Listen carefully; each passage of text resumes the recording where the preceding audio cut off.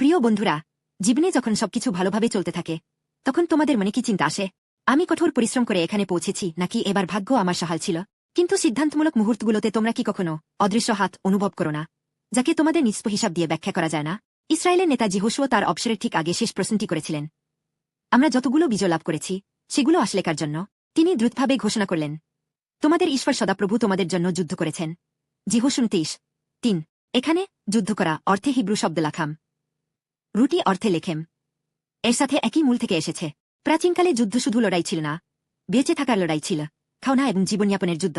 এর অর্থ হল, প্রতিদিন যেখানে তোমরা সংগ্রাম করো, তোমাদের কর্মজীবন গড়ে তোলো, পরিবারকে রক্ষা করো এবং কেবল বেঁচে থাকো, সেই কঠিন যুদ্ধক্ষেত্রে ঈশ্বর নিজে তোমাদের জন্য যুদ্ধ করে পথ খুলে দিয়েছেন।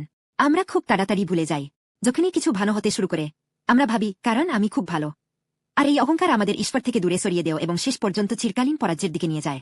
তাই ঈশ্বর সবচেয়ে গুরুত্বপূর্ণ যুদ্ধ করেছেন, যীশু খ্রিস্টের ক্রুশ। যখন আমরা পাপ ও মৃত্যুর সামনে ভেঙে পড়ছিলাম, যীশু আমাদের বদলে অভিশাপের যুদ্ধক্ষেত্রে ঝাঁপিয়ে পড়লেন। তিনি নিজের দেহকে জীবনের রুটি লাচাম হিসেবে দিলেন, আমাদের জন্য পাপ ও মৃত্যুর বিরুদ্ধে যুদ্ধ করলেন লাচাম, এবং তার পুনরুত্থানের মাধ্যমে বিজয় নিশ্চিত করলেন।